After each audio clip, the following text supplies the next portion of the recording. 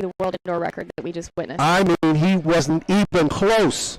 That thing flew over it. So again, the yellow line, as in football, indicates the area of where a world record is. It's not official, and of course the shot put itself, like the football for a touchdown, has to simply break the plane, the front edge of where that yellow line is, but he was so far beyond it, it's not even worth looking at the yellow line. That was unbelievable. 74 feet, 4.25 inch. We're looking for something past that, and he is literally off the black surface here in Fayetteville. Unreal. I'm in shock. I'm in awe. I mean, if that's accurate, he just broke it by like 2 feet. Look crushed at that. it. Absolutely. Ryan, what's the discussion down there now? The exact mark. So they're discussing as a group, because obviously if you have a world record, it's got to be very precise. I love watching the camaraderie among each event. Watching Ryan right now with the rest of the guys, just waiting for that result. I can't imagine how he feels right now. Right. I mean, it went up so fast and so far. I thought maybe it was a practice throw where he was stepping, over the out of the ring. Right. But that was an official throw. The first throw of American Ryan Crouser, the Olympic gold medalist from Rio. And here's another look at it. A nice spin, and that ball is gone. Look at this. Launched that. The yellow line again indicating somewhere around 74 feet, 4.25 inches, and he was not even close.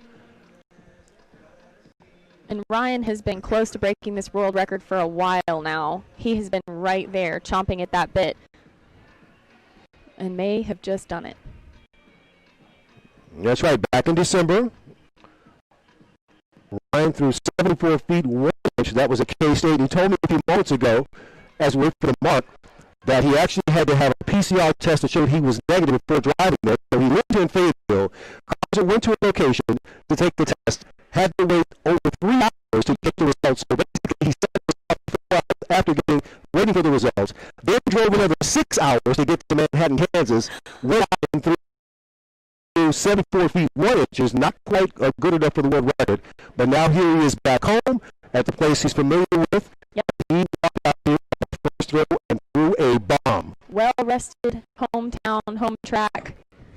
This would be the perfect day to do something like that. It looks like he just did. I don't know why it's taken so long. This anticipation is killing me. Exactly. And listen, let's deal with the elephant in the room, or what's not in the room, and that's the crowd noise. The excitement, everybody being just into the moment, and we don't have that. But we have our own built-in excitement here. We got the built-in crowd on the far side. They're rather quiet right now. We need them to speak up. But anyway, what do you have down there, Brian? Officially, it's 22.82. Just 74.10.5, which is a new world record. Oh, wow. 74 feet, 10.5 inches for Ryan Crouser, the new world record holder in the bench. Ryan, real quick. Oh, I'm so happy for him. I've got Ryan down here. Ryan Crouser, first throw indoors, world record. What does that mean to you? I'd say it's a pretty good start to 2021, but I'm happy. Got 5 more, so time to get to work. Time to get to work. You heard it, Lewis and Sandy. He's not done yet. This world record is going to go farther. It may go farther. Thank you, Brian. That's a great catch. Unbelievable as the competition continues. But just imagine how that's going to reverberate across the country and the world. The first major indoor meet in America, the American Track League, Ryan Crouser comes out here on his first throw and crushes the world record. Absolutely. Wow. What a great start. Not in the wrong place. It went so far past that line. I couldn't even believe it. Just amazing. All right, so they're going to continue on now. Ooh, my heart is pounding. You stay here. You can't go down the pole right now. You got to stay up here in the booth for this one. Darn it. Well, we're going back over to the women's pole vault now. You're familiar territory. And so what are these young ladies thinking about as they approach the first competition? What's on your mind right now? Yeah, so they are, let's see, they're just getting going here. They're just over 14 feet. And the woman you're going to watch today, or want to keep your eye on today, is Katie Najat. And she is jumping today, I believe, from her short approach, because a lot of them are just getting their feet under them. This is her only second competition of this season, and sometimes when you're not quite ready to go to your full approach yet, you will see vaulters compete from a short approach in those first couple meets of each season. Bust off that rust and just get out there and just remember how to pole vault. Right. It's amazing how you take a couple months off and it's like, ooh, you need to get that fire going again. Well, lots of thoughts going through their minds as they get ready to do that. She is up, and we've got the women's high jump, which seems to be completed. We'll go back down in just a second here and catch up with Brian. We've got Jill Morose here on the runway. Nope, she was a little bit close on that jump, so that's going to make it so that you don't move the pole through very well, and you're going to come down on the bar. Look at the crowd behind them there. They're still speechless from the world record. How about absolutely that? Speechless. Let's go down to Brian Fetzer. Crowd's been here for a long time. A long time, right? Field, I can promise you that. They're looking a little stiff. They're a little stiff. They haven't moved in a while. We got to get them pumped up. This could definitely get them pumped up. I got Vashti Cunningham with me. Vashti, you win the high jump, first competition in quite a while. What was it like just getting out here to compete? It was really exciting to come back and into such a nice facility just to, have our first competition. It's definitely something that I need to get used to again. I was a little bit flustered at first, but I'm just really happy to be here. Well, your family is a pretty athletic family, from your brother to you to your dad. What's it like with your father being a former NFL star coaching you personally? He told me some things, but what about you? It's really awesome. I'm very blessed to have him. He's had so many experiences that I can sit here and learn from, and he really just keeps me in it mentally and keeps me focused. So I'm just really grateful for him and all his experiences. Hey, it's pretty exciting. One thing Randall told me earlier before the show started was he was super excited to get a chance. The reason why he didn't coach in the college or the pros was so he'd have an opportunity to get a chance to coach his children, which is a pretty special thing, and it's a pretty big statement about him as a parent. No question, Brian. Thank you, and congrats to Vashti, who continues to rack up the wins. And, of course, this one is an important one as we begin this new season of 2021. And all the hopes and dreams and aspirations that had to be put on hold from 2020 are now back in play. We saw just a moment ago, Sandy, Ryan Crouser was back up for his second throw in the men's shot put, coming off the world record. The second throw was a little bit short of that, so we don't have an official mark there, but he was not up for that one. But again, Ryan Crouser, if you just missed it, set the world record a few moments ago in the men's shot put. What a moment that was.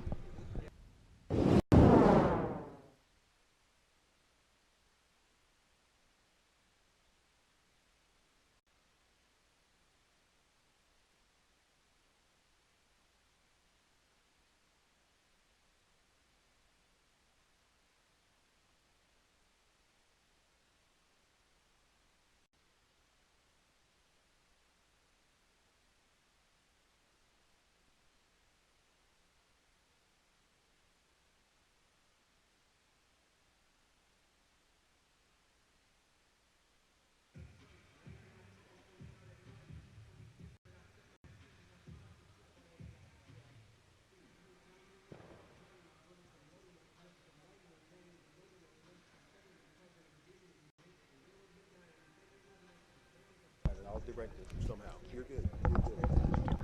Yeah, no, you're doing great. Just remember when you talk to the athlete, you mention the first and last name of the athletes. I know you know them. Yeah.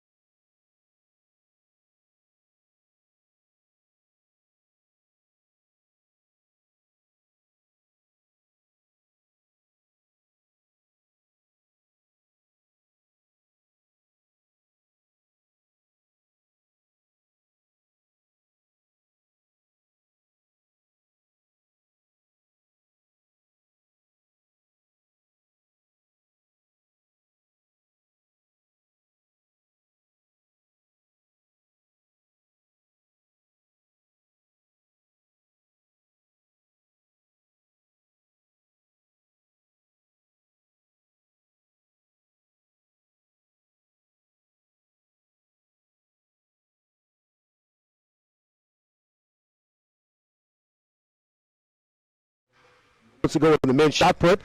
Had a second throw that was short of that, and wouldn't you know it, a moment ago in commercial, he threw another one, his third throw that was beyond the world record mark again.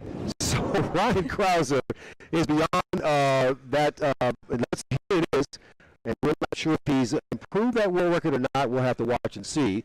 The original world record, for those of you following along, was 74 feet 4 1/4. On his first throw, Crouser 74 feet 10 1/2 inches, and now we're going to see if he is better than that. So just an incredible day for the American Ryan Crouser, who has started off the season, really his second event. A few months ago, back in December, he threw just a little over 74 feet.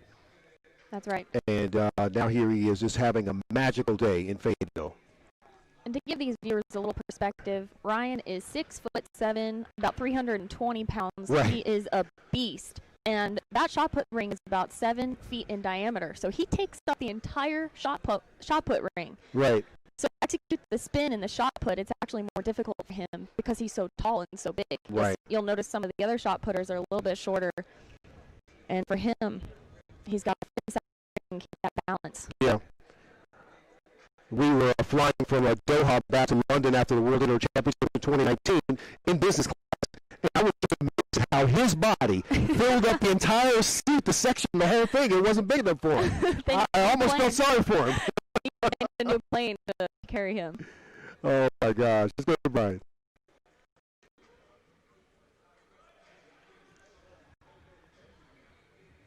And on the runway here, we have Chloe Cunliffe.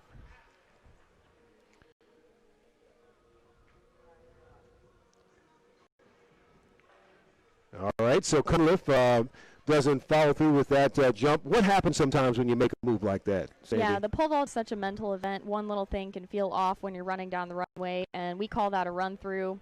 So something obviously felt off, but as I said earlier, it's probably the first meet of the season for most of these athletes out here, so just getting their feet under them. Chloe is one of the only track athletes who is able to go pro out of high school. She's super young. And so she's out there competing with the world's best. She trains with Robin Bone and Katie Najat. Katie's one of the best pole vaulters in the world. So I know that she's got some good women leading her along.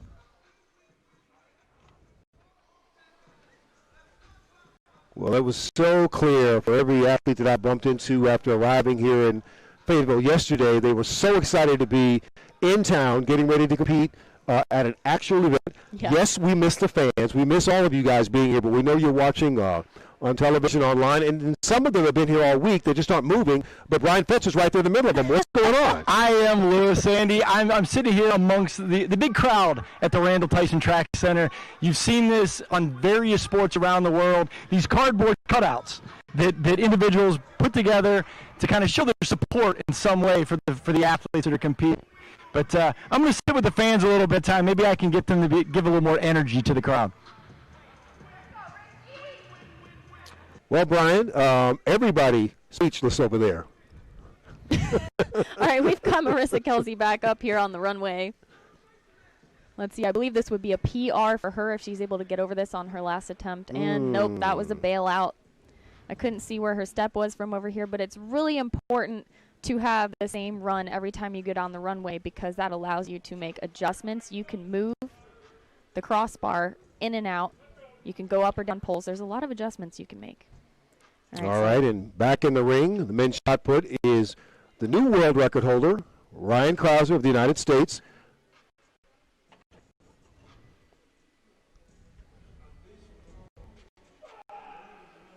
Clean. Oh, and another heave way past the old world record mark. 3, right? 3 times. That is first, third, and fourth throws. Unbelievable. What a day he's having. And look, still trying to figure out what's wrong with that last throw. Unbelievable.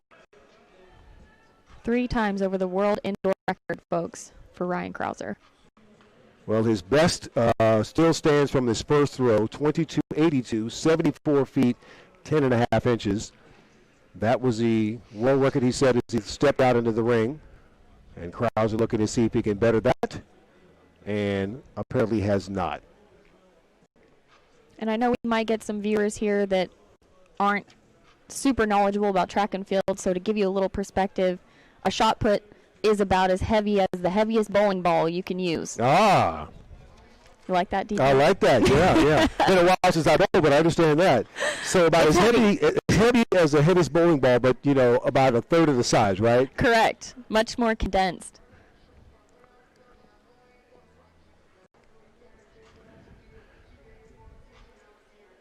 Well, we continue to have this competition. Vashti Cunningham has already won the women's high jump.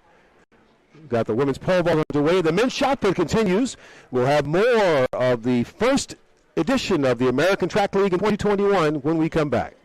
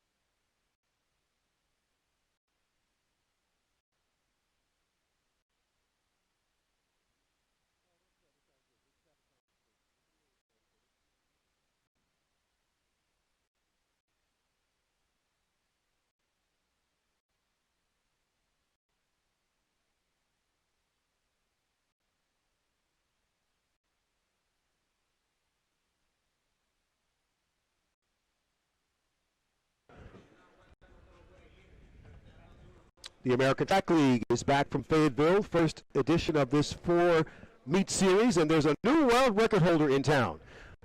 And there he is, Ryan Crouser, arrived here today with hopes of setting a new world record, and did he not just get it, he shattered it. Yes, the original he did. record from 74 feet 4 1/4 inches. Now he owns it at 74 feet 10 1/2 inches. This is Ryan Crouser's 5th row. Can you just explain what it's like to have a moment like this, a day of confidence where everything goes right? It is so rare to come across the perfect day, and you know, I kind of feel for him that there's not a crowd that was there to cheer and make it that much more special, but I know that this mark is so special to him. He's been chasing it for a while. See what he does here. Good gracious, he's out there beyond that old world record mark again. I mean, that is now 4 throws out of 5 that have gone past the original world record of 22.66, 74 4 1/4. We're not sure if he has reset his world record. Most likely not, because that first one was really off the section of black mat. But again, Ryan Crouser having a special day here in Fayetteville, enjoying this American track league experience. Here's once again the huge frame, 6'7", 300 plus, able to somehow stay inside as we look at all of his throws back to back to back. And just amazing. What was the story we heard about Ryan, who was 320 pounds, strapping another 60 pounds around, 470 pounds around his waist? Yep, doing pull-ups. And doing pull-ups. With 400 pounds cumulative, doing pull-ups. I can't even imagine that. Yeah, and that power now being evident as he spins in the circle and then sends that power from his legs to his torso up through his arms, and then, of course, being able to convert that energy. Right. Unbelievable.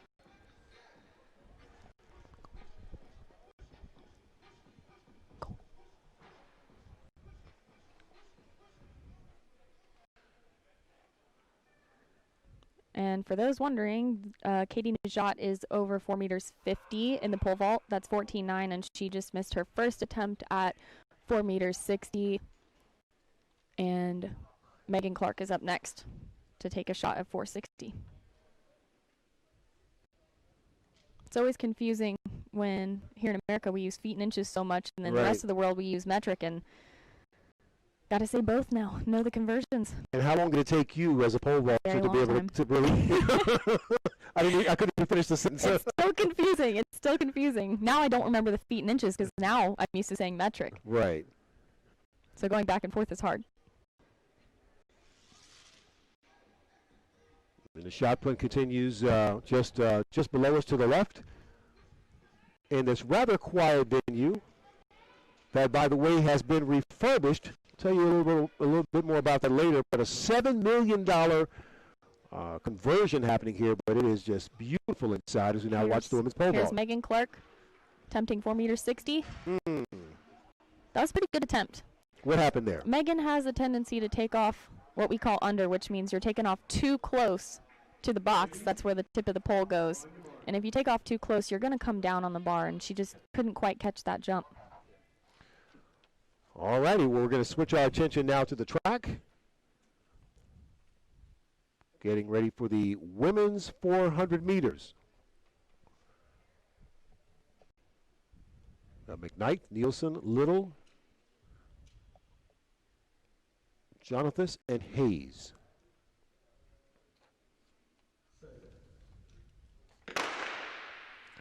Women's 400 meters off to a good start. 2 laps of this 200-meter bank track inside the Randall Tyson Track Center.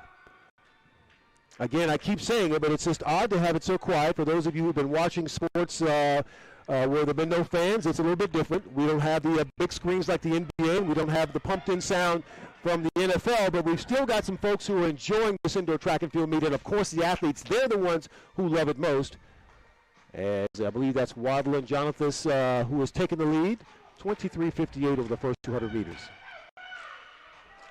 And indoor tracks, it can get a little bit dicey because you're running 2 laps to run the 400 instead of outdoor tracks. There's one big track, so it can get kind of dicey when it comes to passing right there. Something just happened. I don't know. Shamir Little. Hopefully she's okay. My goodness. Oh, no. Indoor tracks are very, very hard, these bank tracks. It's hard to have a clean race. It is tough. And, of course, it's tough for everyone getting out here for the first competition of the year. Yep. Let's see see, that Hayes trying to pass on the outside there, and it's really hard to pass on those sharp turns. I'm hoping Shamir's okay. She looks like she's limping there in the back. Yeah, Shamir, that was a tough fall there.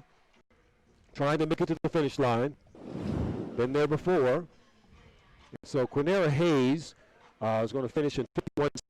Shamir Little was second, and Waddle and Jonathan third.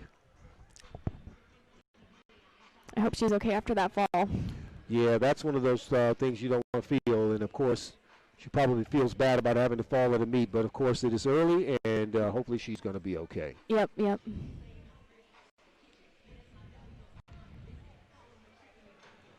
So again, that was Hayes, 51.76. Shamir Little, 52.63. Waddle and Jonathan, 53.10. And we've got, can't see her, but Megan Clark's attempting 460, 15 feet 1. She just missed over there on the pole vault.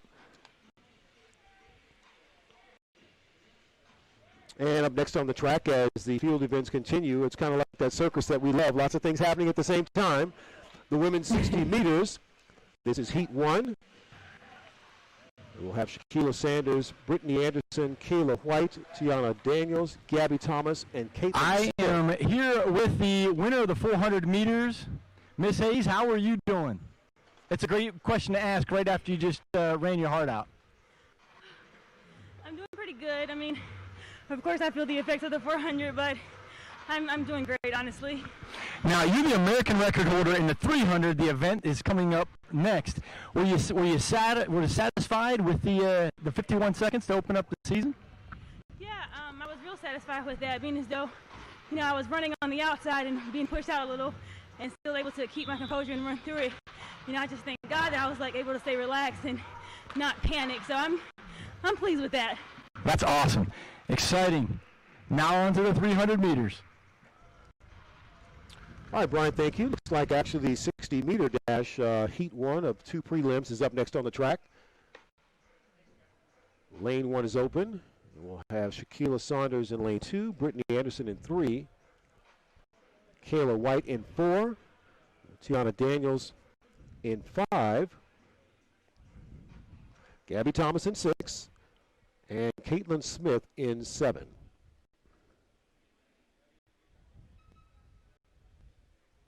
Just so you know, one of the things that makes this so interesting with the American Track League, the top 3 in each heat will advance.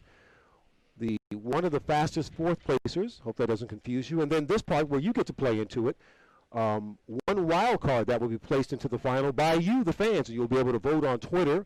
Once this race is finished, you can go to immediately after the prelims. You'll have 15 minutes at American Track League. At American Track on Twitter, and you can select the wild card that'll be in the final. So here's heat 1 of 2.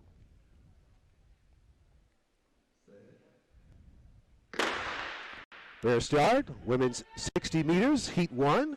And that block start is so important in the 60 because it is such a quick race. Absolutely that, and Kayla White with a nice start, had a really nice final 30 meters as she powered through the tape.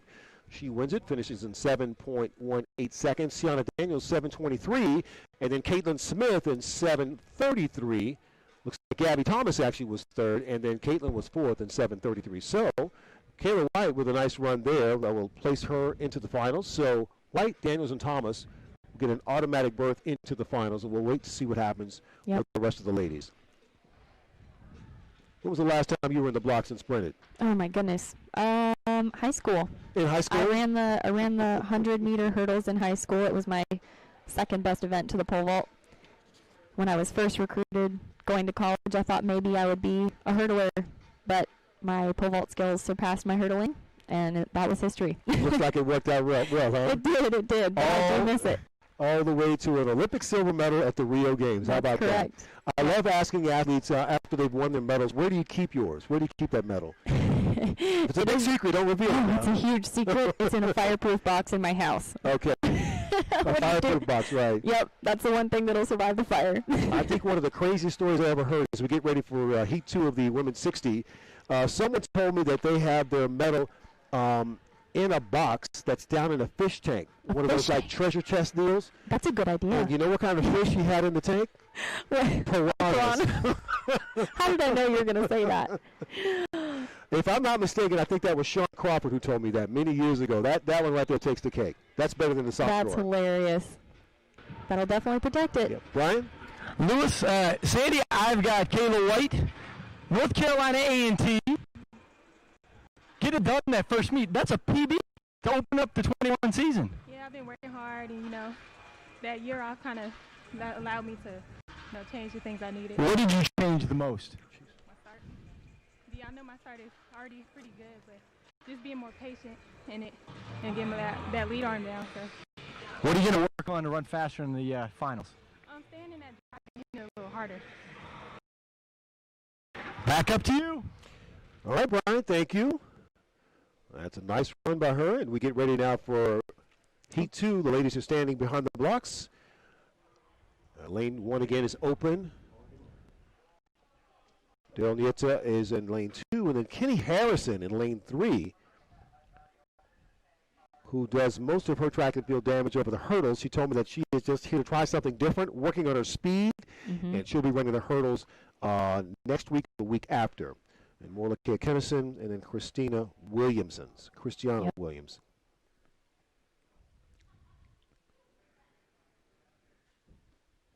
So again, top three.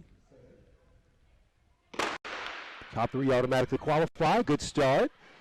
Kenny Harrison looking for her speed. Blessing Okabari looking pretty strong there. And it looks like Blessing is going to take that as they hit the mat at the end of the track here. Blessing looking very strong over their first, actually from start to finish. A lot of these athletes are out here doing this for training. Kenny Harrison, she's the 100-meter hurdle world record holder, so the 60-meter dash is not her specialty, but it is a great way to train. Right. So Christina Williams from Jamaica, Christina Williams, of Jamaica finishes in 7:18. She wins it. Right behind her was Blessing Okabari, the Morlakia Kennison of the United States in 7:23. And there's Kenny Harrison. She finishes in 4th, 7:26. So this is all about working on that. Look at that look. Yeah, this is all about. She's pretty happy. She's like, well, look, I'm working on my speed. It's early. Yep. As we go back to the pole vault. Here's Katie, looking sassy as ever. She is competing today from her short approach. Now, what does that mean? So, for the viewers watching, to go from a short approach, you're basically going from less steps, so you're going to be jumping on smaller poles, and this is really because it's one of her first meets of the season, just getting going, and it's great for training.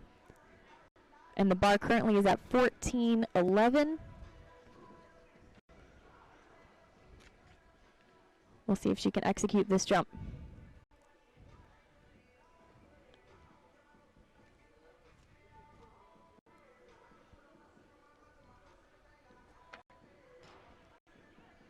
All right, so in the pole vault, we call that a blow-through. Notice how she took the bar off on her way up and landed deep into the pit. So that means she needs to go up to a bigger pole that will help her height peak over the bar instead of passing the bar and landing really deep in the pit. So she just needs to make an adjustment, probably go up a pole, and she'll have this height. So a blow-through in the women's pole vault, huh? Yep, a blow-through. We have some very strange terminology. Exactly. I'll try to keep it simple. All right, Brian, down to you. Hey, I've got Blessing with me, and she ran so fast, her shoes kind of fell off, I think.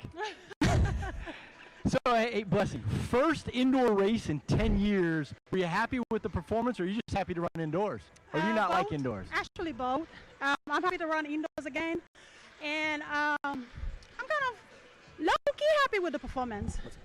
What's the goal to get out of this indoor season? Honestly, I'm just really trying to work on my start, my first, 40, 50 meters of my race, and finish healthy.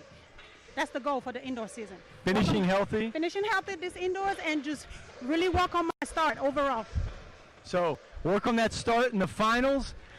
We'll be back shortly. Thank you.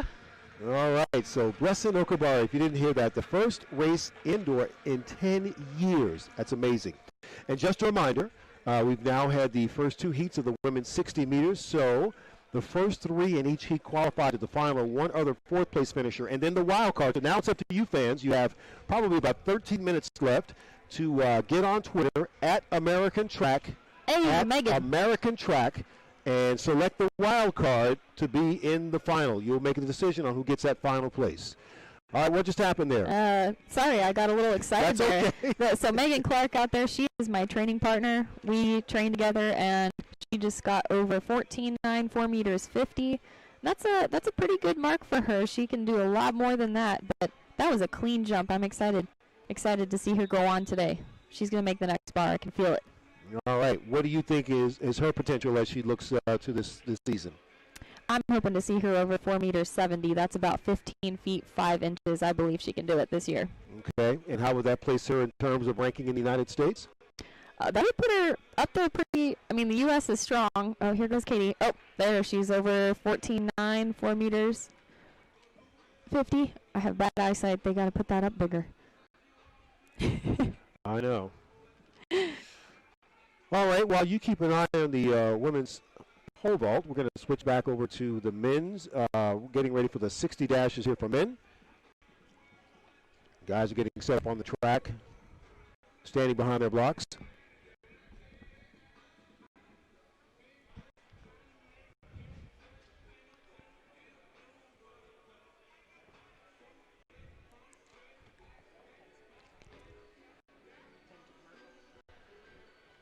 So next in the pole vault, the bar will go to 4 meters 55. They're going to go up 5 centimeters. All right, and while they do that, we'll step aside, take a quick break, and come back with more of the American Track League from Fayetteville here on ESPN in just a moment.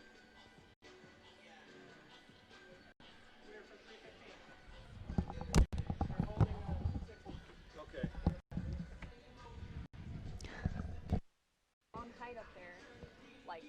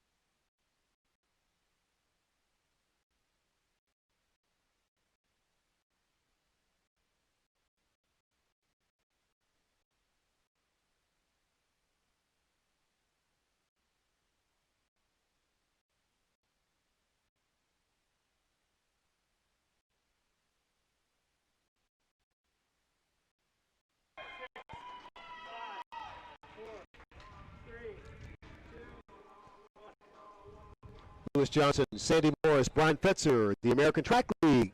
Event number 1, and we are back. The men's 60-meter dash is ready to go. There is Andre DeGrasse of Canada, and what a decorated athlete he is.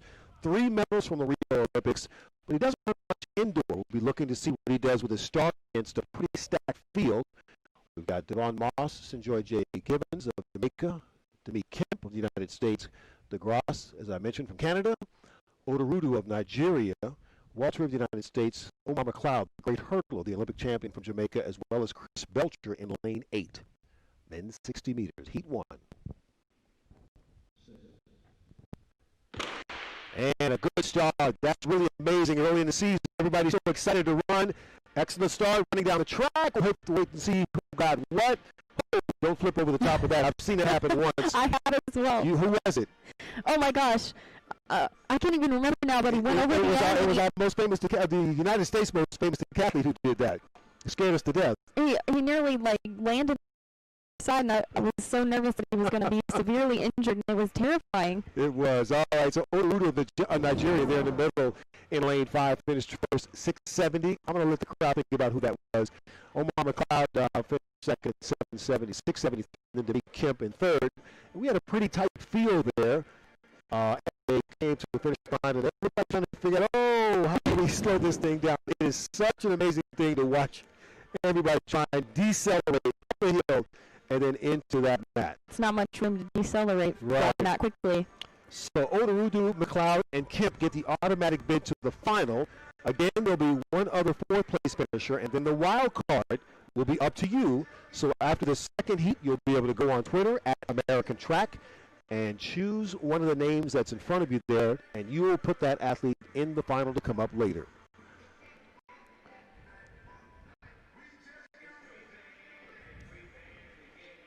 So Heat 2 getting ready to take the track in just a few moments.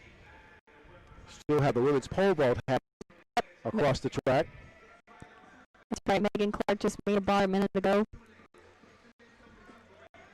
I'm not sure if the indicator board is wrong, but I believe she made 4 meters 55. All right, and we're going down to the track in Bryan. Yes, Lewis, I have Omar McLeod here, who just he's traditionally a hurdler, but running the straight 60 for some speed work. Hey, this is your first chance to compete back at your college home track in a long time. What was it like? It was very good. It was a bit emotional, but I'm feeling really good to come out here and to get the first race in, and it's especially special to be at my home track. Hey, so the Tumbleweed Track Club. Yeah. I don't think people understand how much talent is in the group that you have. Share with us a little bit. I mean, it's ridiculously talented. You look left, you look right, there's somebody to inspire you. And it's quite intimidating, but in a good way, because it's almost, we hold each other accountable and you have no room to mess up. So I'm very blessed to be a part of that great training group. We have the best training partners in the world. We get 9 guys that run under 10 seconds in the 100 meters, but then you also have the world champion in the hurdles yourself. That's a pretty good training partner. It is. You can just imagine block stars at practice. It's an Olympic final every single day or whenever we do a block session. So it's we push each other. It's a great environment. That's awesome. We're going to get up for round 2 or heat 2 of the 60 meters. Up to you, Lewis. All right, Brad, thanks very much. Love talking to Mr. McLeod. He is so full of energy and excitement, just a great athlete and great personality. As we now get set for Heat 2, top 3 automatically advancing to the final later.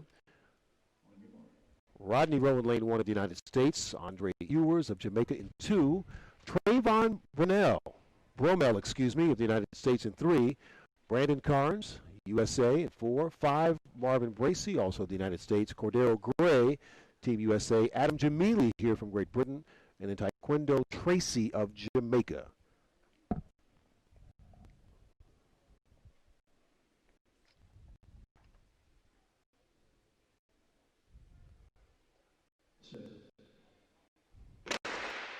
And they're starting Heat 2, top 3 automatically qualify for the final.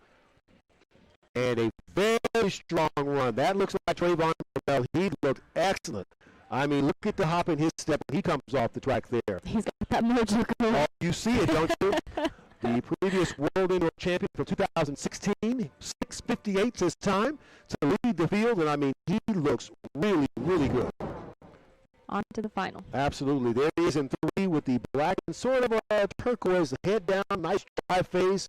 I'm going to get some props from Otto Boulder. Of course, across the finish line, he's able to cruise across, looking very, very relaxed. And I love that right there. That bounce at the end tells me I'm feeling great. Yep. Glad to be back on the track, as so many athletes are. So Trayvon finishes first, 6:58. Marvin Bracey in second, 6:72. And then Brandon Carnes, the automatic qualifier from the United States. He was third in 6:74.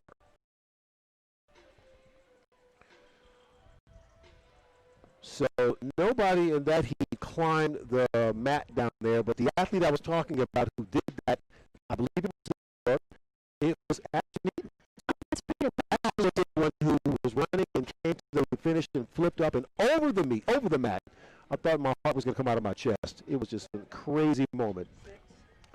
All right, we're going to step aside, and we've got more action coming from the American Track Club here at Track League here in Fayetteville in a moment.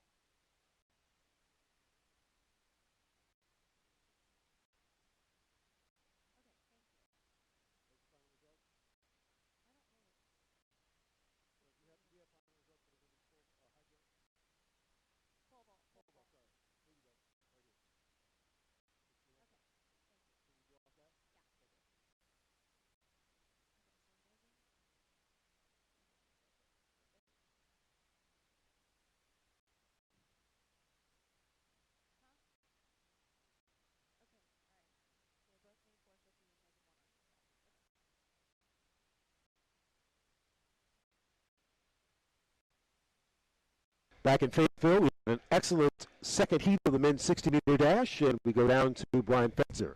I'm trackside with Trayvon Bromell. Hey, you've had a lot of rough stuff here in the last couple of years. Yeah. What's it feel like to be back and running fast and running healthy? Oh, it feels good, being with this training group, man, it's incredible. A lot of great guys. They push me every day. We push each other.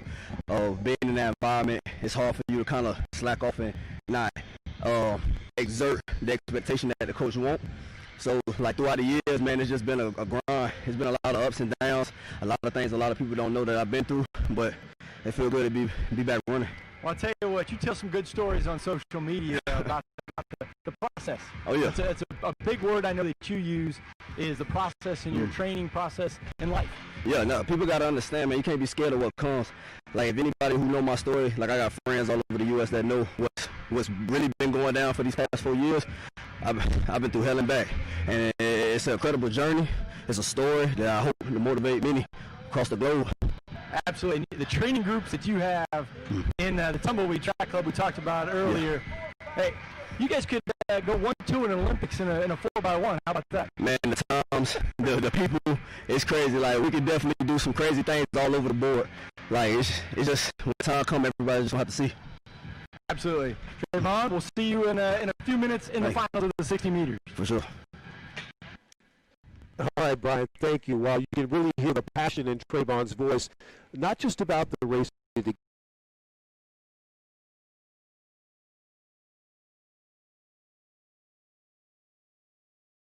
our journey as we continue to move through it. And this meet actually happening as part of the journey. We hope part of us heading toward the sunshine of a new day in the world of sport, which we all know means so much to us, gives us just a bit of a mental respite and break away from everything we're having to deal with all the time. So great to see him back and continuing to make his story and later lead him to the Olympic trials and on to Tokyo. We'll see. And here's our winning jump of 4 meters 50, 14.9 in the pole vault. What happened, this is Megan Clark, she ended up winning today. They had to go to a jump off because you can't conclude the event with a tie. So what happens is they move the bar back down 5 centimeters and they jump until someone misses. So Megan Clark ended up beating Katie Najat today. And that's a really good day for Megan right there. She made 4 meters 50, 14.9 3 times. What a great, consistent day for her. I'm so happy. That's my training partner. And you guys will be back again, I guess, together this week. And when will you jump again? I will be jumping in this meet next Sunday, so I'm excited. You guys will see me down there joining in on the action. So you just came here for one meet and that's it? You're not going to be back up in the book next week? I live here in Fayetteville, Arkansas. They can't get rid of me. Wu-Pig Sui, class of 2015. All right. So it's nice to be here at my home track. It really means a lot to me to be announcing at my home track. How about that? Maybe someday I'll have a real career in this. Why not? Why not? I think you can do it. Get to start that journey right here at home. That's great. That's great. Well, it's been great to have you up here, and of course, commenting on the field events. And now we'll switch over to the sprints, back to the sprint track again, ready now for the men's 60 hurdle final. This is a final, and it has got a couple of strong names and performers here. In lane 1, Trey Holloway of the United States. Lane 2, Wellington Zaza of Liberia. Lane 3 is Michael Dickinson of the United States. Lane 4, Grant Holloway of the United States, and what a story he's had. Just amazing what he did at the World Outdoor Championships in Doha, win that gold medal. Just so much energy and excitement as he did so. He has really burst on the scene. Next to him in lane 5 will be Ruben Walters, Trinidad and Tobago. Chad Solo of the United States is in 6, and 11 and 7, and Tyler Brindell of the United States is not in the blocks for in lane 8. Let's see if we can execute a clean race here. And that really is the statement. Early in the year, with the hopes of resurrecting that Olympic dream down the line, but so much has to go in between that. These are the early steps. And for Grant Holloway in the middle in lane 4, I spoke to him before the meet, and he is just so excited to be back. The energy in his voice, the excitement and light in his eyes said he cannot wait to be able to get on the track and compete. I think this young man has to really control himself. He has so much speed and energy. 60-meter hurdles indoor maybe gives him a chance to work on the technique without the speed giving him a problem. But outdoor, he's really got to watch it because he has so much speed. He doesn't want to run up on those hurdles. That's kind of a lot of my labor, but he's exactly a big guy with a lot of speed and a lot of passion. Let's see what happens here. Holloway in 4 in the blue, right in the middle of the track. A fair start, men's 60-meter hurdle final, and he's already gone. Grant Holloway has already taken the lead over the last finish line, and Grant Holloway looking strong from start to finish. So impressive. 7:35 is official time for Grant Holloway of the United States. Michael Dickinson in second, 7:54. And then Rupert Walters of Trinidad and Tobago in 7:65. But the story is Grant Holloway, power, speed, determination. He seems to be on another mission in 2021. Holloway all the way. Holloway all the way. Am I allowed to say that? You just did. You just did. Why not? Well, it is clear that every athlete has just been dying for some sort of competition. You can only train so much. You can only lift so much. You can only race your teammates so much. Yep. You want to get out and have an actual competition. And even though there are no fans, despite our wonderful crowd that's been silent but steady on the far side there, they are exactly just happy to be here in the competition. They're not too great at cheering, but that's okay. They're here, and that's all that matters.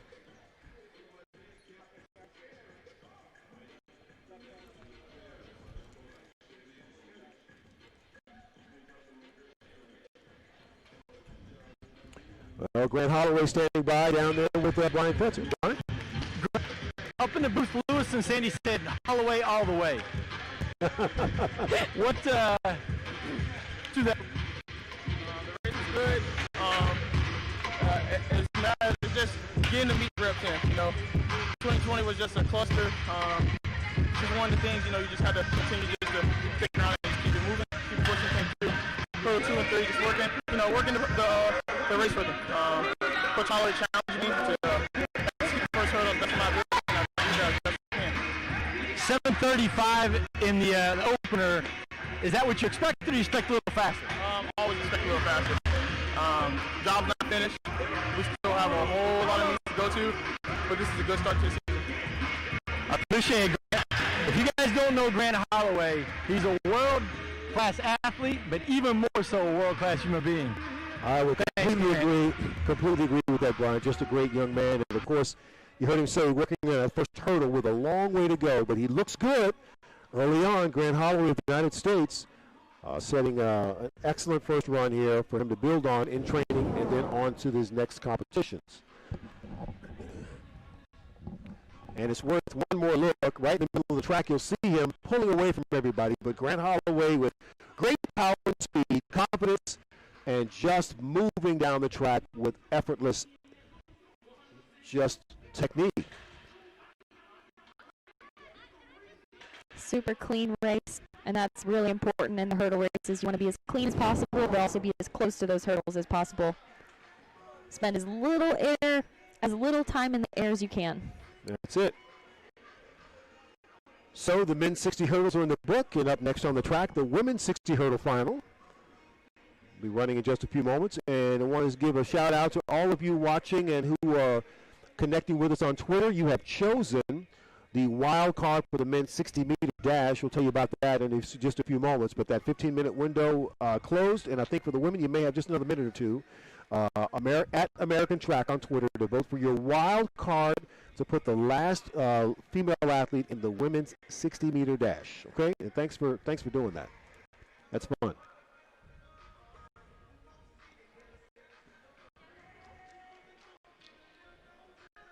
And a lot of athletes are using this competition for training. You'll notice Talia Brooks there in lane 2. She's actually a multi-eventer. And they do some of the specialty events because they rarely get a chance to actually do a full pentathlon. So today is definitely a great training day for her.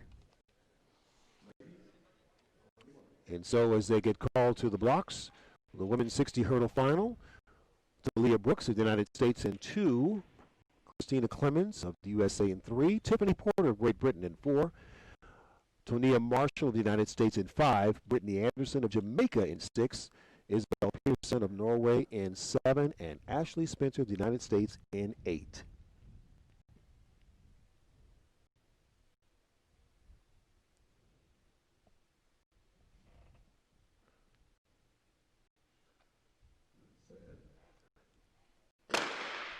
And a fair start. Women's 60 hurdle finals. And down the track it's tight, getting up over the last hurdle. And to the finish line, it's a quick dip there. And it was awfully close there. It looks like Tonia Marshall of the United States is going to win in 7:86. Right behind her, Christina Clemens, 7:88. How tight that was. And 7:89, that was Tiffany Porter of Great Britain. She finishes in 3rd. So a nice run there, and I have to tell you that I am just amazed at the anticipation of being able to get on the track for your first meet and no false starts. Yes. But I probably just jinxed us for the I know. night. It's all your fault. Everything's been so super clean. And you can even see Tiffany Porter there running with a mask on. And I cannot tell you and emphasize enough how there's been a tremendous effort to make sure that everybody tested negative to get into this building, not just athletes but also officials.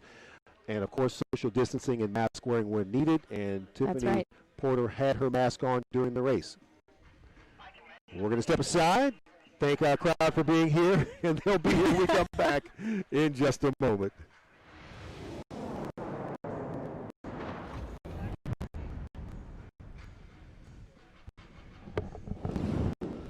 Trying to come up with helpful things to add. Yeah, that's fine. That's fine.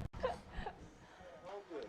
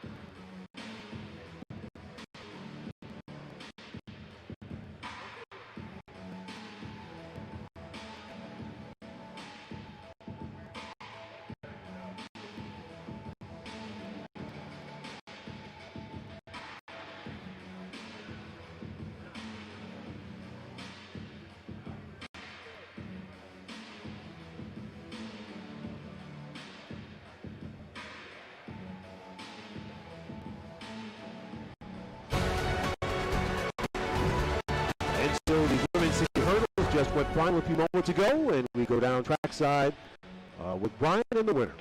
I have Tania Marshall here, currently at LSU, getting an opportunity because of being eligibility indoors to compete here at the American Track League. Starting the year off, equaling a PB, little personal best to start off. You happy with that? Yeah, of course I'm happy.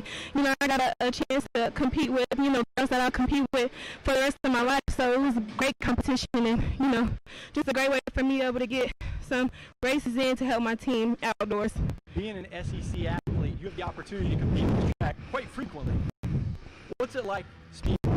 Of course, the track is fast. It's the fastest in the world, obviously. But, yeah, I love competing here. I've competed here in high school. So every time I come to the track, it's always good things. What's next? Well, I want to compete, so I'm just trying to get, races under my belt. Talk to me, management. See if back. Oh, maybe. I hope so. I'm pretty sure we'll make that happen. Thank you. Back up to you, Lewis. All right, Brian, we're going to make a call. Tonia Marshall is in. She's got to come back. That was a great run by her, and we're going to be watching her. She continues to rise through the ranks of track and field, indoor, and then on to the outdoor season. And so here's her race again. Tonia right there in the middle of the track in lane 4. She just had a nice run, and then at the very end she was able to close and just had a nice lot of poise there.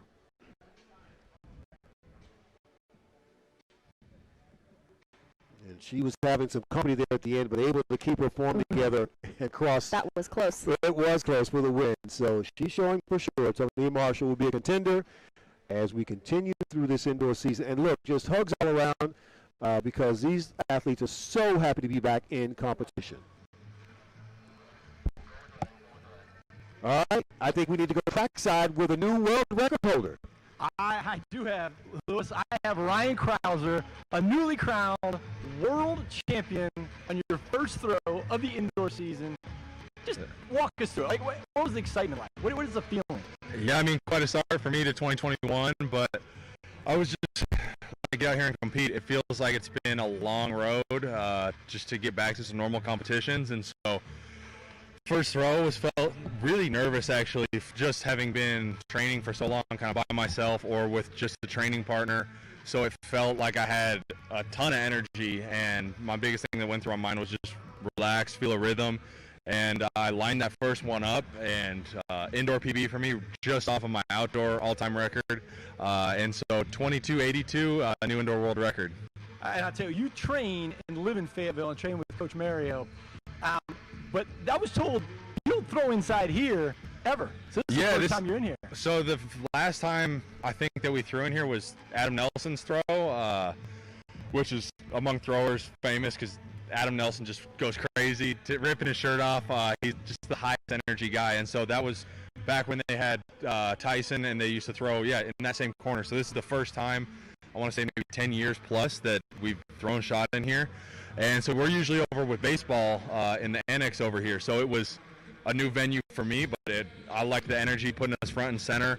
And it worked out well, just having the track events go around the outside, high jump and shot going on the inside. So it's an awesome venue to do it, and the people seem to enjoy it. Like as a field eventer, a lot of times in the sport of track and field events don't get a bunch of love. But today at the American Track League, we've showcased you guys to start the show off. What's that like as a field event athlete? Yeah, it's awesome. I mean, we're out here working all the time, just like the track athletes are, and so the field events, great opportunity here. And the U.S. shot put right now is so deep, and shot put as an event is at such a high level.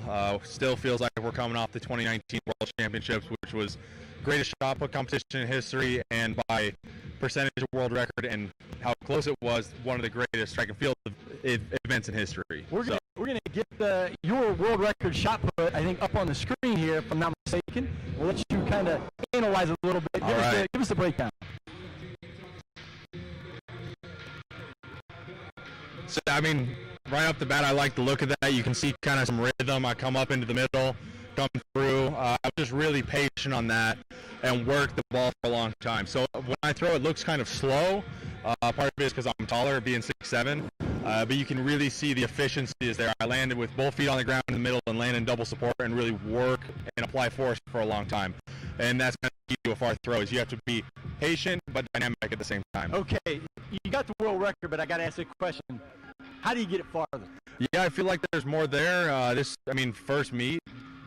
First throw. So usually it's kind of a rocky start, and so the consistency was pretty good today. I had multiple throws in the 22. I had another 22.70 throw in there. So for me, it's just continue to develop my throw and that feeling. So usually these are distances I would hope to see in June or July. And we're in heavy training right now in the weight room. We really haven't backed off at all. So I'm excited to see when we start to do more speed work, start to taper down and decrease the volume in the weight room. And I've just been throwing heavier shots and only limited with the amount of light ball work I've been doing. So that's kind of the key to getting that speed up, is throwing light shots in training to simulate kind of meet intensity. Well, we're excited to see what you do when you start tapering off and getting ready. Lewis, hey, it's really nice to say having the new world record indoors here at the American Track League. Without question, Brian. And Sandy, everything I just heard Ryan Crouser say makes me wonder what in the world will he do next? There's no telling, to be completely honest. I am just absolutely excited to see what happens. And I can't help but comment on his cowboy hat. He wears that thing. It is famous, and it brings me so much joy to see it out there because it's so Ryan. He's such a country boy. He spends most of his spare time fishing. If you can't find him, he's either throwing, lifting, or fishing. The three things that I know that he loves to do. He is a new world record holder, and what a moment that was as we now continue on. Next up on the track, the women's 60 meters. This is the final. As we look at the start list, right in the middle of the track there, lane 3 is Blessing Okabari of Nigeria. She had a great first heat. Christiania Williams of Jamaica was in lane 4, and then Kayla White in 5. Right there, Tiana Daniels in 6. There's going to be some heat in this final 60 meters. Of course, you all at home pick the wild card. And it looks as though Kenny Harrison, who was supposed to be out in lane 8, is not there, so she is not starting. Kenny Harrison, of course, the world record holder in the women's 60 hurdles. And she was apparently out here for some block start work and kind of get some sprint work in, so she's not here. But we still have a strong field in this women's 60-meter final. First meet for most of these athletes in many months. And nothing like climbing into the blocks for a final with some of the stronger competitors. Fans or no fans, they want to get it done.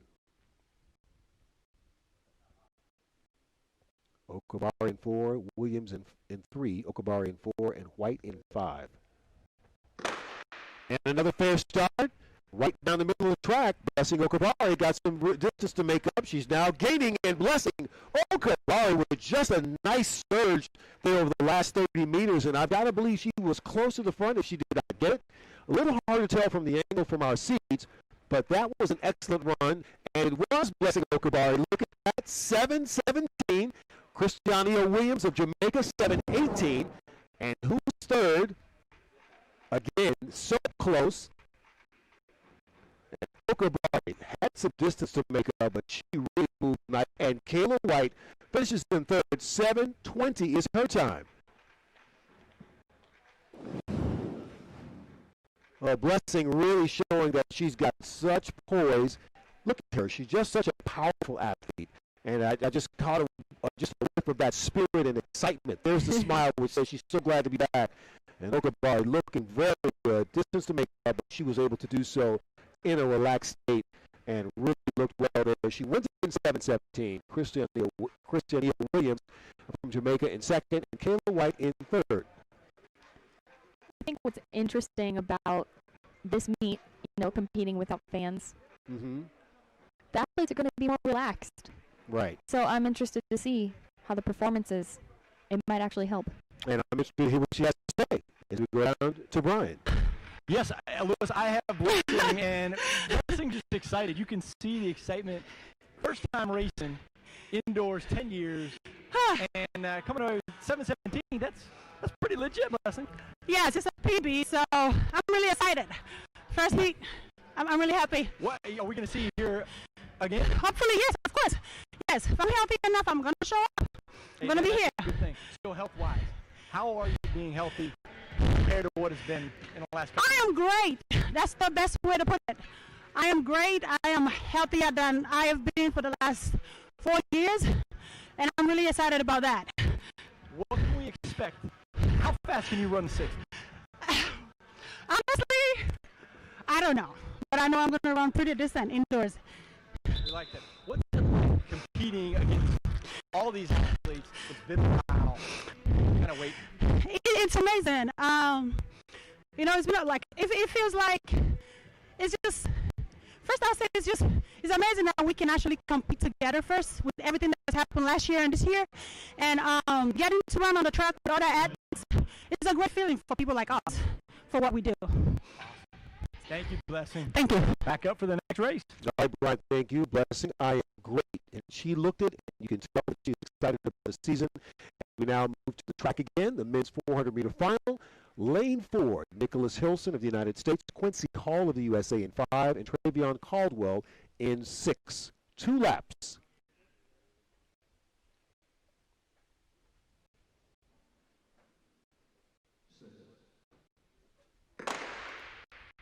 And they're off on this final 400 meters. They'll stay in lanes along the backstretch and make their way around this first turn. Oh, and we've got an athlete down. Oh, we hate to see that. Oh, no. Someone is down, grabbing his leg as the race does continue here. Braking for the inside is Travion Caldwell, and he is taking the lead. And it's Quincy Hall who has gone down on the backstretch. They'll pass Hall in just a second, but Caldwell continues to lead. Nicholas Hilson is in second.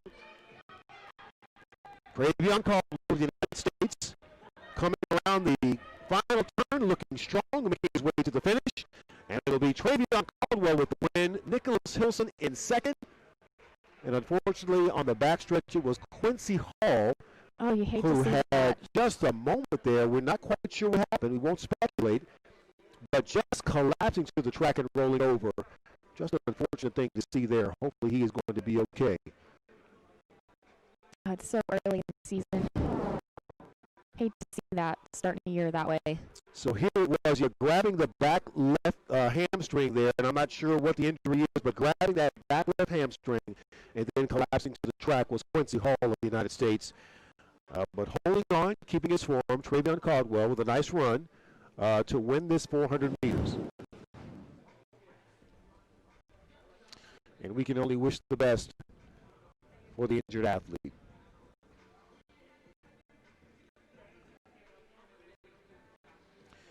And I can see on the far side of the track, they have helped Hall get to his feet. He is now sitting on the edge of the track with some trainers.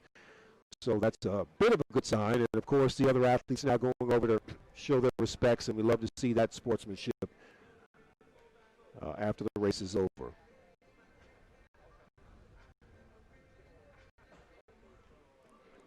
And there's in the mask standing up just above him, that's the great American sprinter Wallace Spearman, who is also a native here of Fayetteville, many times on the world and Olympic teams. And Wallace is one of the great guys of the sport. He knows everybody around the world, and they know him. No, you're like. All right, and so now let's check back in with Brian. I've got both pole vaulters down here that had the jump off. Katie Najat, she's going to go first, and then Megan Clark will jump in right after her. Katie, hey, incredible last time around as a pole vaulter. You kind of had a breakthrough year. You're back, and you went from a short approach today. Yes. Walk us through why you would do that. I got COVID early December, and I have downplayed it a little bit, but it's been a really rough month for me in training. Just feeling a lack of power, the mind-body connection has been lethargic. Just coming back has been different than anything else I've experienced, and I've just had to be patient with myself. So coming in today, I knew from 5 lefts I could get on my 14-7 poles, which are the poles that I jump on from full approach, and I just really wanted good reps. I wanted an approach that I was comfortable with, but could still get some really good jumping in. And by the end, I was absolutely exhausted. That's probably the best workout I've had in over a month, and that's all I wanted was just good jumping and a lot of it. Well, I know you and I have talked in the past about the mental part of sport. Yes. And you really made a huge breakthrough and really worked on your mental side. Yes. So this is kind of an offshoot of that? Is that what you're talking about? Yes, it's been hard feeling bad on the runway. It's hard to overcome that mentally and kind of force yourself to jump, and so that's just where the disconnect has been, is not feeling powerful on the runway and then kind of forcing the hands to go. It's tough, and so I've just been dealing with that the last few weeks, and so like I said, today was a mental battle as well as physical. As an athlete, to talk about the mental part of it. Yeah. And you do an amazing job of it. Thanks. Katie, thank you so much. Thank you. Back to track. Thank you. For the second heat of the 400. All right, thank you very much. And Brian, that's the first athlete we heard talk about how to deal with COVID, which many millions of Americans and, of course, people around the world have had to deal with. But how about Katie Deja talking about how her recovering from COVID is still giving her problems in terms of that disconnect between the brain and the body and what she wants to do. And feeling that lethargy, is that a word? Lethargy. Yeah, lethargy. But just, it's hard when in the pole vault you have to be 100% on to go from full approach. So I'm happy she decided to go from her short approach today and just execute some good jumps. Yeah, good to see her back. Okay, and we'll switch now back to the men's 400. This is actually the second of 2 time sections. Did not explain that the first time. So this is section 2. Both finals will be based on time. And in this seat, lane 1 and 2 are open. Lane 3, Amir Latin of the United States, Christopher Taylor of Jamaica in 4, Fred Curley of the United States in 5, and Kyle Clemens of Team USA in 6. Fred Curley is one dangerous athlete.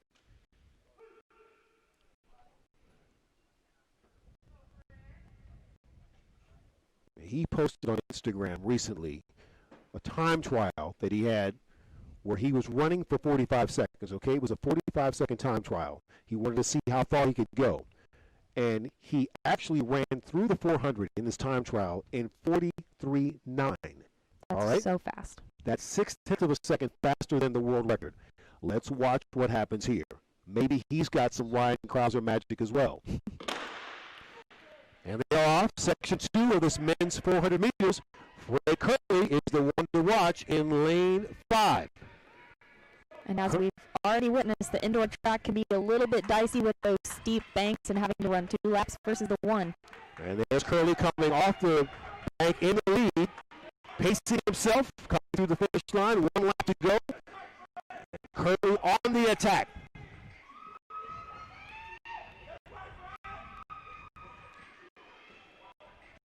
.44.57 is a time to think about. Curley trying to run strong, beginning to tie up just a bit.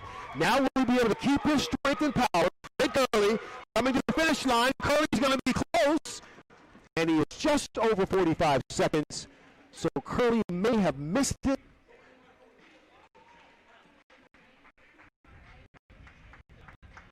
Again, the time to beat in terms of a world record, which you got to be careful about selling any time, especially early in the year. But this guy is so dangerous, was 44.57, and Curley finishes in 45.03. So not quite there, but that time trial that he ran, where he's running for 45 seconds to see how far he could go, and running through the 400 at 43.9 is an incredible thing to happen in practice. So Curley's got more time to be able to put the race together indoor and then out, but he is quite an athlete. And so there are our final times. Curley wins it in 45.03. Taylor of Jamaica at 45.73. And finishing in third was Amir Latin in 46.53. Brian? Was the jump-off winner of the women's pole vault. And we're going to take a look and give the fans at home a little bit of an inside look on the pole vault and get into your mind a little bit. Megan, we're going to have the video footage on the board. And we're going to let you kind of walk through a little bit and tell us a little bit about your jump. Yeah, the goal for today was really to just get comfortable on bigger poles and in a meet environment. So I think we did that with the 1,000 jumps we took today. We'll clean it up in the next couple weeks, but yeah, it's a pretty good day for me. All right, walk us through this jump as it comes down.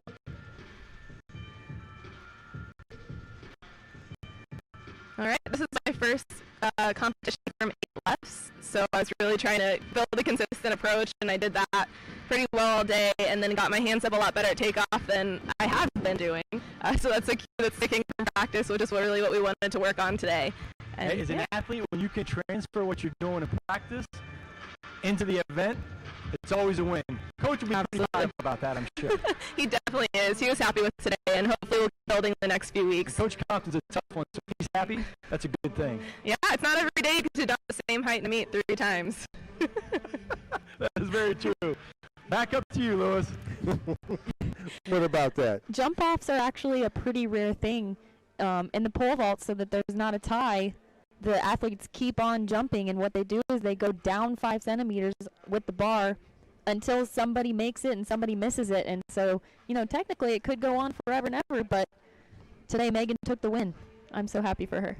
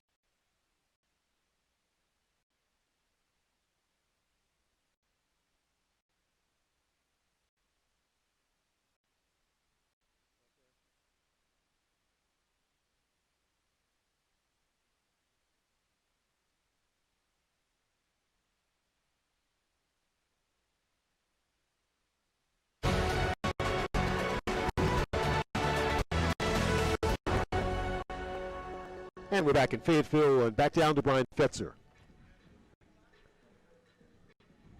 Here's 45:03 for your first race indoors since 17.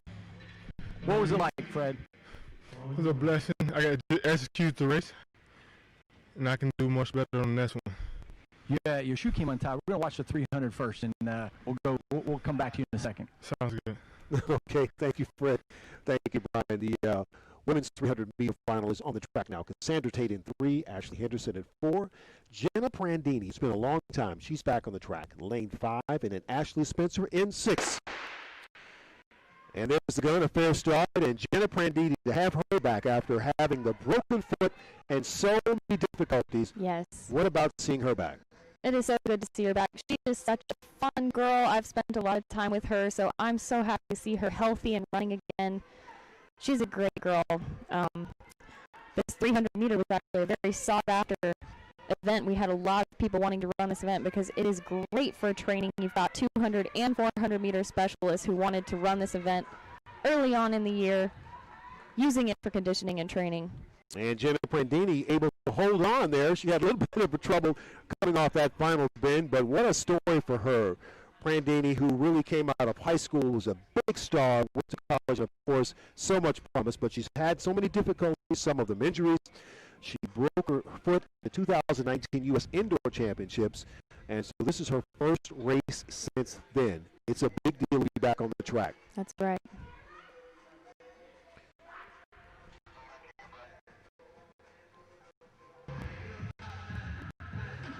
And we'll go back down to Brian. All right. I'm still down here with Fred Curley. We just want to finish up. Because, Fred, in that race, your shoe came untied. Well, heck, you could have broken the world record maybe. Maybe. For sure. Well, if it would stay a little tighter, I would have finished stronger. Are we going to see you back in American Track League sometime indoors? Hopefully. Wait, we want you back. Yes, sir. Without question. And I'm bringing Jenna Prandini in here. Jenna, I'll tell you what, I got the chance to talk to Jenna before the meet started, Lewis, and bubbly, smiley, excited, having an opportunity to compete. 300 for a 100-meter, 200-meter runner. I'm not going to say you're going to raise your hand and say, I want to do that all the time, but how was it just to feel to compete? Yeah, I'm just excited to get out here and get the meet back in. It's been so long since we've raced that any opportunity we get, we're going to jump at it. I'm going to have to talk to Coach Flo because not too many sprinters smile after running a fast 300. It's like my legs hurt so bad that I just have to smile through it. Hey, Flo would be appreciative of that. Back up to you, Lewis and Sandy, for the next heat. All right, thank you, Brian. You got to know for Jenna, which is great to get back on the track. So great to see her, as you mentioned, a great competitor with a great spirit. And, of course, she's got big dreams and hopes like many of these athletes do for this season. You got to just love that happy energy. You can just tell how happy everyone is to just be back and be running, all the smiles. Yeah. And that was a solid run, too. Yeah, she looked really strong. Right there at the end, she had a little bobble with the balance, but Prandini trying to hold her form, and she did that just to get to the finish line to take the win.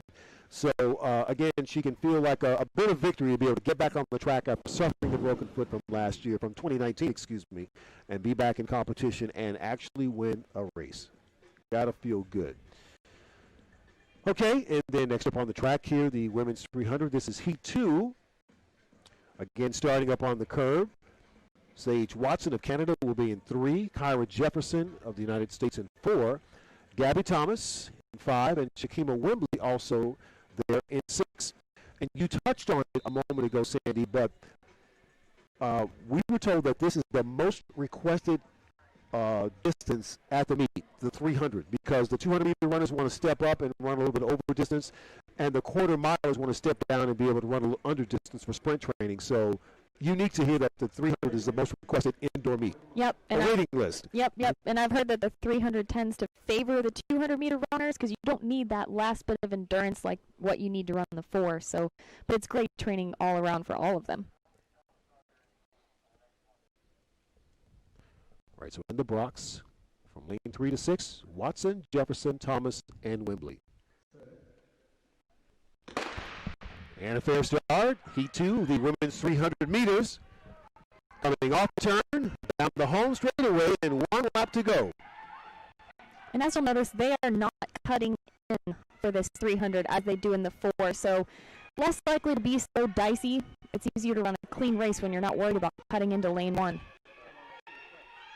Running past those stoic and consistent fans on the backstretch there. They've just been there the entire time, lending their quiet support.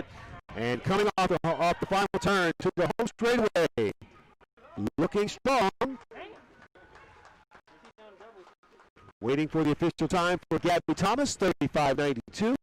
Shakima Wembley comes up for second in 36.78, and then Kyra Jefferson in third at 36.97. Sage Watson finished in fourth.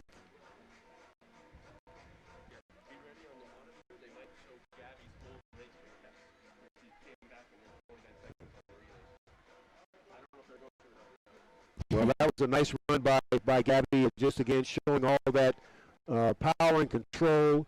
She is just a gifted athlete, and we have seen some of her best moments on display over the last year or so. She is just a talented athlete. Same thing. Look at that smile, that energy. It really is amazing when you've got athletes down there smiling and energetic, and it really rubs off on everyone.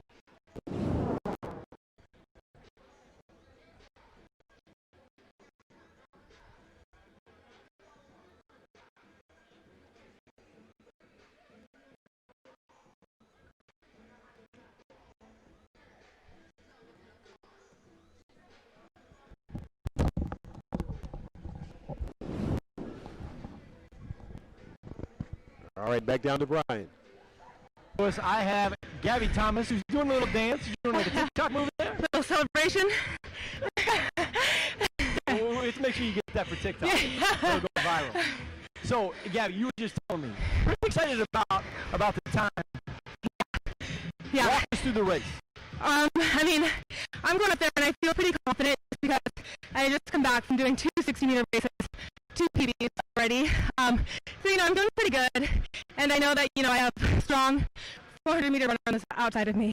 So if I just kind of execute my own race plan, I know how I run my 300s. And it'd be a pretty good race. We talked about the Tumbleweed Track Club down in Florida, but you guys down in Austin, Texas have a pretty special group, the Bailey Bunch. Yeah, the Bailey Bunch. What's it like training every single day with an incredible group of It's a blessing. It's a blessing, especially as a 200-meter runner. I have the short sprinters, I got the long sprinters, amazing elite training partners. It really prepared me for this type of competition and this level of athleticism. So I was pretty confident. It's a little bit different as an athlete that trained and grew up in the north in Massachusetts your whole life to go down to Austin. What's it like training every day in just warm weather? Oh my gosh, it is a game changer. I gotta say that. We get to go outdoors, you feel good. You're not like freezing, your muscles are nice and warm. Yeah, it's a game changer for sure. So next week, running the 200. Next week I think I'm gonna train through and I'm gonna gear up for New Balance Grand Prix. Awesome. Yeah. Great to hear, great to know. Best wishes, Gabby. Thank you. Take it back up to you, Lewis, Sandy, for the 60 meters. All right, and Gabby Thomas, really a talented athlete, Sandy. Yeah, she's the indoor 200-meter NCAA record holder, so she looked really strong in that 300, and as she just said, it's great training, great conditioning, and she knew she had a strong 400-meter runner on the outside of her, but the 300 does tend to favor those 200-meter specialists, and she was able to come out here and prove that and show and execute. She did. We've had so many athletes who proved that they can really do it despite the COVID pandemic, despite all the time off, waiting for competition. I mean, even Grant Holloway earlier in the 60-meter hurdles tied his American record at 7.35 seconds. So just some really strong times here. And, of course, the world record in the men's shot put by American Ryan Crouser. So we have had some great moments in the first meet out of the blocks. The American Track League bringing things along here in 2021. All right, we're getting set now for the men's 60-meter final. And we've got a loaded field. 8 standing by, ready to run. Right there in the middle, we saw Trayvon Bromell, who spoke earlier just about the journey he has been on and all the difficulties. Bromell will be in lane 5. And believe me, he's going to need his best in terms of a start and continued poise as he focuses there for this final. How many more moments will he have like this as the 2021 season develops? He's hoping many. But Bromell will be surrounded by some great talent, starting from lane 1, Chris Belcher, Demeek Kemp in 2, Marvin Bracey in 3, Odurudu of Nigeria in 4th, and you'll have Bromell there in 5. Omar McLeod, the great Jamaican hurdler, the gold medalist in 6, Brandon Carnes of the United States in 7, and Andre Ewers of Jamaica in 8.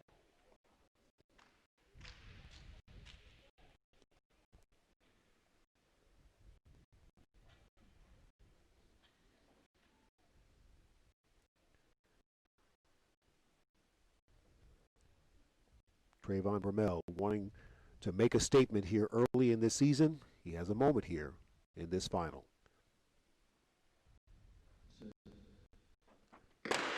And a fair start in 60. Trayvon Bromell looking strong early, and he is out to the lead and gone.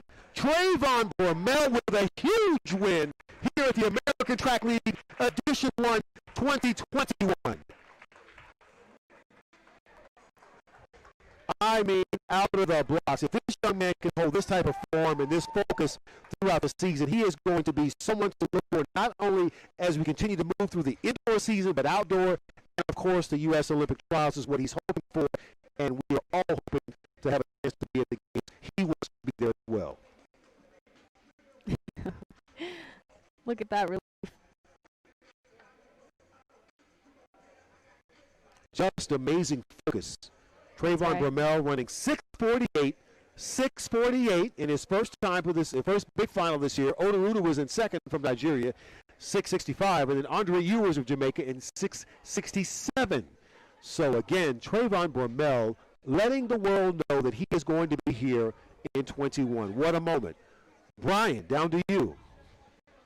The facial expression and the excitement on Mr. Bromell's face really says it all. Trayvon, I can sense the emotion and the excitement that you've got. Everybody out there is watching, can see. Walk us through that race. Sure, you know what to start, man. It's crazy. One, I gotta give it up to my teammates. We push it every time at practice, working hard. So coming out here, I just knew if I set it up right against these guys, I know something can happen. And man, honestly, I'm speechless. All right, we're going to go through the replay here on the board. If you can kind of walk us through it.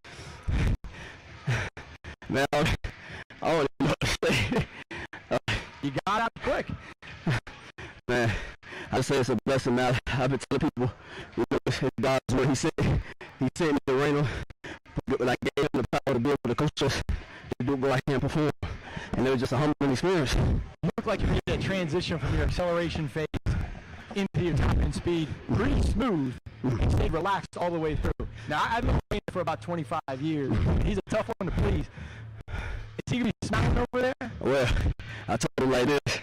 I said, if I go out there and I run fast, you got to do a TikTok. So, like, hey, Coach Ryder, we going to get a TikTok? Hey, I'll tell you what, that training group, they have 9 guys have run under 10 seconds in the 100 meters, and Coach Ryder, arguably the best track and field coach in the world. And your progression, Mr. Bromell, unbelievable. You've got way more left in the tank. Hey, I say thank the team, thank the coaching, thank the environment, thank everybody who stayed by my side these 4 years of being out. I said it's been a hard couple years. Like it wasn't easy. And my teammates, my coach, even my previous coach, man, also long live Coach G, man. I wish he could be here, but she's a special woman. Thank you. Hey, we are down at trackside. Back up to you in the booth, Lewis. Wow, thank you, Brian, and that is really something. Bromell continuing to give a sense of the story, the journey he's been through the last 4 years. Mm-hmm. And that time, 6:48, is the fastest time in the world. So, again, he has made a statement. And the only other thing we need to be concerned about is that Raina Ryder needs to get ready to do that TikTok, okay? Coach has got to do the TikTok because that is going to be part of it. Great job, Bromell. We'll be right back.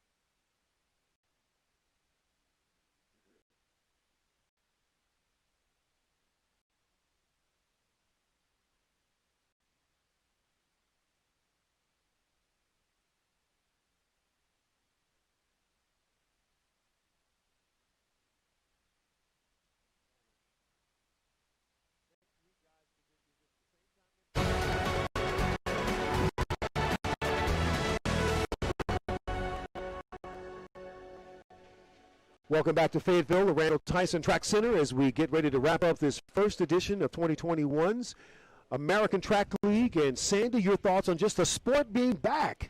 I think everyone out here is just so thankful to have a competition. And, you know, I was upset that I wasn't out there jumping today, but I'll be out there next week with everybody and just out there smiling.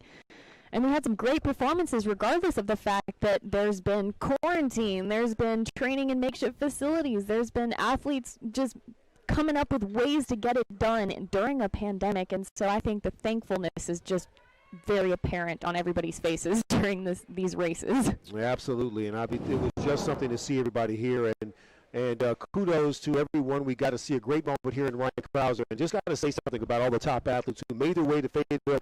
Everyone in true sportsmanlike fashion, honoring COVID protocol, keeping themselves safe. And although we were fans, a strong group of runners, jumpers, and throwers. Of course, we saw that world record in the men's shot put. Ryan Crouser with that big boom to start this new season of hope, we'll call it, as we all battle through the coronavirus pandemic. Make sure you come back and join us next Sunday, the same time, right here on ESPN. And we're looking forward to having another great event. So for Sandy Morris and Brian Fetzer, this is Lewis Johnson from Fayetteville, where the American Track League has the sport back on track. Thank you so much, everybody. We'll see you guys next week for sure. Up next, Detail, honoring Kobe Bryant.